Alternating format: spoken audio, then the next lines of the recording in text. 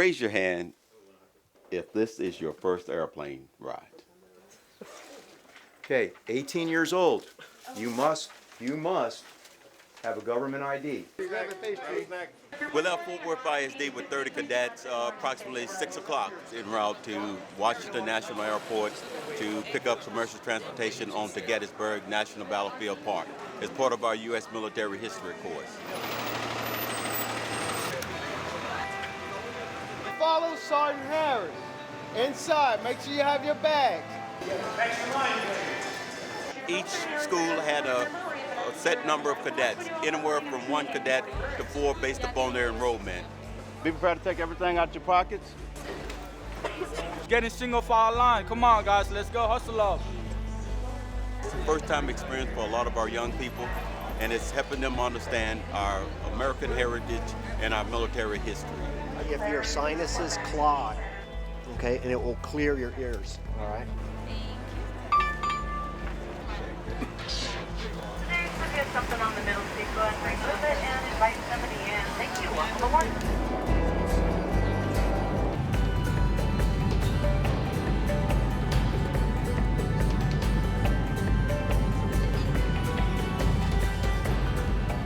We've landed at Reagan National Airport.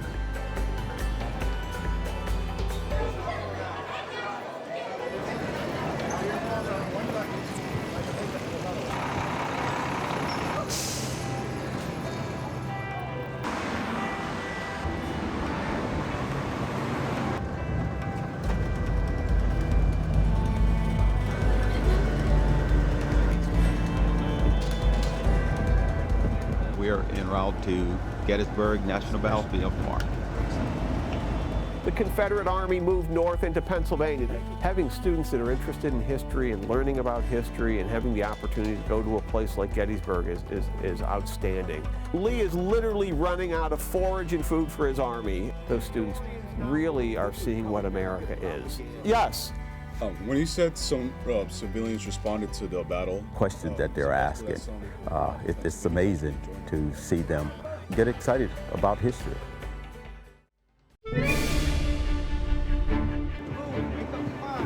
John will walk you through the medical, and then if you guys come see me in the top left, we're the infantry. So this was our most prized possession, okay? More so than our diary and our Bible and everything else. And they actually showed us how the guns worked and everything, how you gotta use the stuff properly, and how people or soldiers used that back then. That actually got my attention. I took pictures, videos, and everything, and it was something significant. The assistant surgeon would hand me a scalpel. The purpose is to connect what we've studied in class to the actual battlefield. I'd have a bed, one officer to the tent. They might use a wall tent like this. I don't have a sidearm. That's what I got. And a bayonet. Seeing the JROTC cadets has been an opportunity for me to see what it would be like to bring students here. I know they've been discussing the different battles, so it's an opportunity for them to visualize. This is interesting in the fact that I can actually see the grounds and the different places that I've been learning about as a student in Kutztown, and it's also given me a visual for what I'm going to need if I ever do get to teach students about Civil War history. Each individual soldier's experience, how is it that we can understand it? There are lots of ways. Early photos, early maps, early accounts, newspapers, books, and everything like that. Official reports, of course. But the battlefield itself, linked with what people said, wrote, and erected upon it, is a real key thing in understanding this fight. Well, now we really understand what the soldiers, like, how much they had to walk and how, like, the weather was and all the stuff they needed, like water. There are well over 1,000 monuments, markers, and tablets on the battlefield. We rarely give an exact number because simply we do not know, and we argue about what a monument, marker, or tablet is. But for the most part, the monuments we're passing today are monuments represented to individual regiments or artillery batteries. The average size of a regiment at Gettysburg for the Northern Army is about 300 men. I'm excited that they are actually connecting and learning from college students and our National Park Service Rangers. All of these, I think it's pretty great, you know, you see all the landscape, you see where the battlefield, where everything is at from our current view right now as well. It's it's an amazing experience overall. There are about 30 individual farmhouses, I guess, and farms that are incorporated into the park, but we're pretty much walking through, private property at the time of the Civil War. On July 2nd, this area, Cemetery Ridge, was supposed to be occupied by the 3rd Army Corps under the command of Daniel Edgar Sickles. I think it's very interesting, and I like how it was preserved, and because I can see how it was for the soldiers who were fighting here. We not only have pictures taken at Devil's Den right after the battle, and I mean July of 1863, but you also have some of the only photos taken here of the dead at Gettysburg. So far, everything's been really amazing.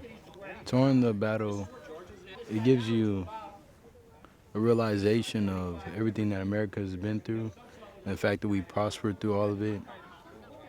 It's mind-blowing, it's inspiring. The Sherfy Rose Farm tract, let's say during the battle, somewhere around 19,000 Americans crossed this area. And there were something like 9,000 of the 50,000 casualties of the battle on this one tract of land. It's really interesting, the picture, where people were fighting during the battle at this time, and you're actually standing where people were fighting and dying for what they believed in. Here we are on Cemetery Hill, and I guess the first thing that I always like to point out is Cemetery Hill is part of the battlefield. I think in seeing JROTC from Fort Worth, coming out, it's not only a great sign for the future that kids are interested, or adults are interested in sharing their passion, with these kids. So because I know that when you get them out to a place, they have a better chance of having a great experience, one they'll never forget. It could be that some of these kids here today, if they're really enjoying it and they say, aha, now I understand this thing I've learned about, now I get it. 3 more guns up here. They captured the summit of East Cemetery Hill. If the Union permanently loses Cemetery Hill, there is no more important hill at Gettysburg than this. Your instructors talked to you guys, had you guys do your own research, put your slides together.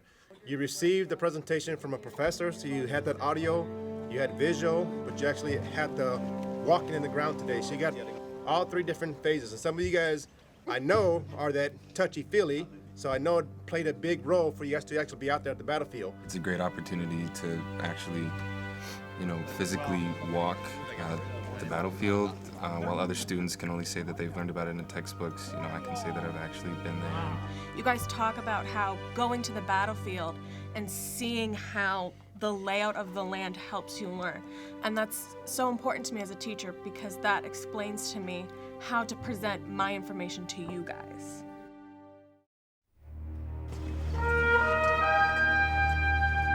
All the ingredients are here on this trip for the most powerful learning that could happen for a child. In this case, you have a process to where students are getting the knowledge in the classrooms, instructors are making it meaningful, and then they're coming live to the site and they're making human connections to it, their own personal connections to it that will endure for their lifetime. They'll remember this trip forever. Moves to within 4 miles of the Confederates and surveys the terrain around a town called Gettysburg. The movie was very interesting. I liked it. It kept me engaged. Turn the corner and head over to the other side. Resistless tide of an ocean of armed men sweeping upon us. This painting was done a year after the Battle of Gettysburg, and here we are all these years later. It's been restored, preserved, and they get to experience the same thing students and adults alike experienced a year after the Civil War.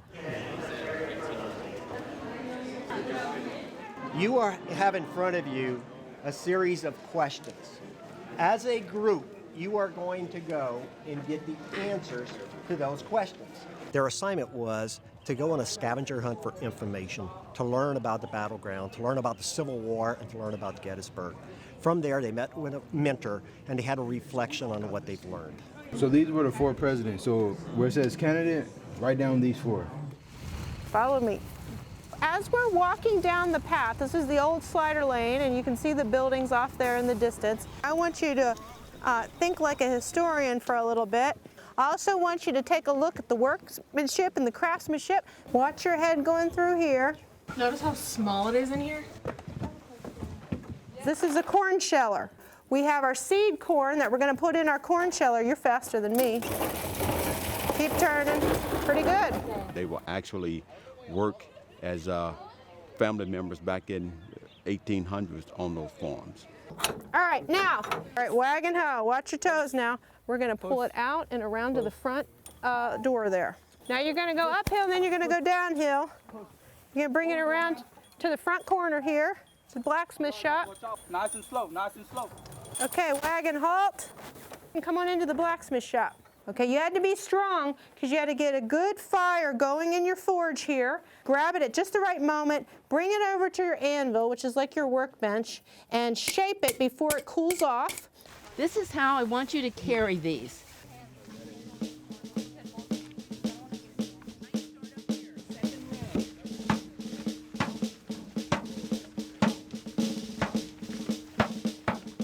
You're going to be going to David Will's house. It's on the square of Gettysburg. And actually go to the place where President Lincoln finished that address that is immortal, Gettysburg Address. 77 years ago, our fathers brought forth on this continent a new nation conceived in liberty and dedicated to the proposition that all men are created equal. Now we are engaged in a great civil war, testing whether that nation, or any nation so conceived and so dedicated, can long endure. We are met on a great battlefield of that war. We have come to dedicate a portion of that field as a final resting place for those who here gave their lives that that nation might live. Well, welcome back to the Eisenhower. This program on our end, on the university ends, is called the Frederick Douglass Institute Teach-In. The purpose of the program is to have our students who are teacher education majors have an opportunity to teach.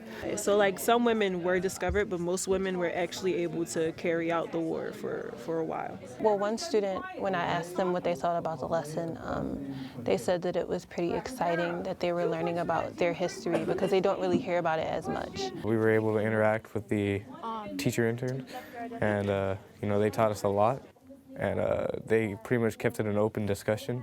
It's really interesting because as you go through with each one of them, they have a different way of interacting with you. We wanted a memento from you guys, so we have a bunch of postcards in the back. If you could please sign one or two or all of them, please sign them all so that we can remember this when we are teachers in Fort Worth or outside of Fort Worth. Good morning, everyone. I'm really honored to escort you all up into the Soldiers National Cemetery. Cemetery Hill was a key defensive position for the Union Army. William Saunders didn't know when he was designing the cemetery how many dead he was going to have. But he created the semicircle design. He has low grave markers, trench graves. What they're doing today is they're not just visiting the cemetery, they're actually getting to know 8 of the soldiers buried here by reading through their letters. Oh look, he's right here. Know you, my son, if I am far away from you, that I love you and your little brother, John. Private Edwin Field was 22 years old at the time of the Battle of Gettysburg. He was the youngest of 4 children in a family from Massachusetts. Although he wrote to all of the members of his family. Think of the loss of young leaders throughout this war. They are truly learning about what these men did throughout the war, why they were fighting, and what the results and consequences of this war were.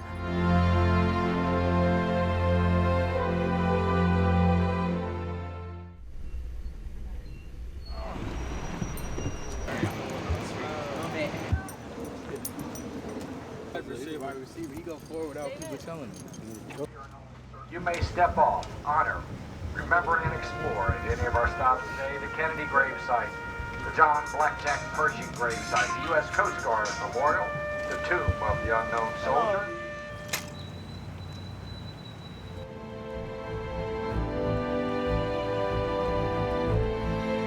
I admire that they're very organized, and to do that must take lots of practice.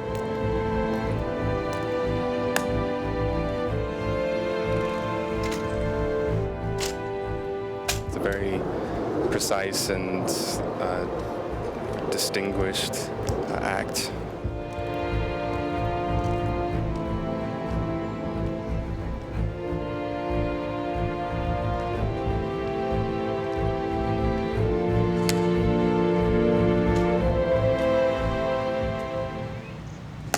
Thanks, sir, for your service. Thank you for your service, sir. Thank you for your service. Thank you for your service. Thank you for your service. Thank you for your service, sir. Thank you for your service, sir. God bless. Thank you. We're looking at making students lifelong learners, and an experience like this is all the ingredients to make that happen.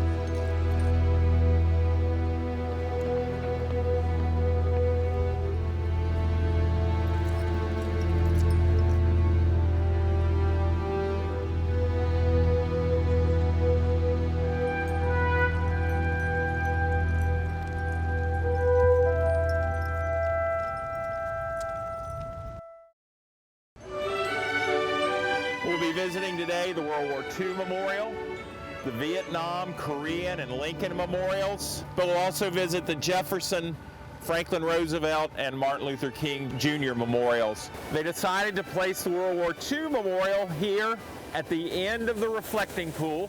Visiting these monuments and memorials is a way to remind them of the sacrifice and the work that many Americans have made.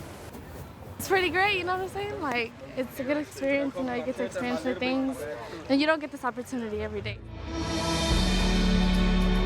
The statue you see is not one solid piece of marble. It's actually 28 blocks of marble. And one of Lincoln's great accomplishments as president was keeping the country together. He's my favorite president, and this is a very honorable thing, and it's cool that he has his own statue. He would die just a month or so after this speech. The war would end, and almost immediately he would be assassinated by John Wilkes Booth. We're charged to help make them better citizens, and this is one activity that helps promote their learning and understanding. Yeah, let's walk on up. He took thousands of photographs from the National Archives, photographs from the Korean War.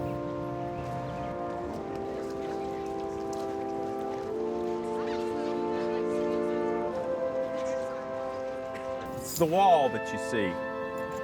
The wall of over 58,000 names. Names of those people who died or are still listed as missing in action from the Vietnam War.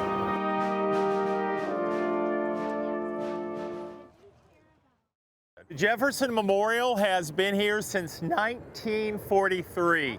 He wanted to be remembered first for writing the American Declaration of Independence. Republicans and Democrats alike. The main way they heard from Franklin Roosevelt was over the radio. They heard his voice. My friends, I want to talk for a few minutes with the people of the United States about... But a lot of people thought, still today, it's important for us to see Franklin Roosevelt in a wheelchair so that we'll know that even though he had this disability, he was able to lead the country through the Great Depression and World War II. It is a dream deeply rooted in the American dream. I have a dream. So what the memorial is, it's creating a mountain of despair. But a huge piece of the mountain has broken open. It's opened the mountain, and the piece of stone that breaks loose that all men are created equal is being let out by the statue of Dr. Martin Luther King Jr.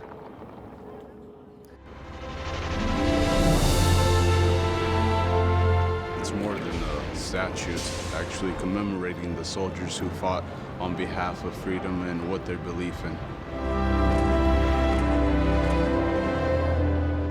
The will in their sacrifice piercing the stone to give hope to others. That's what I see.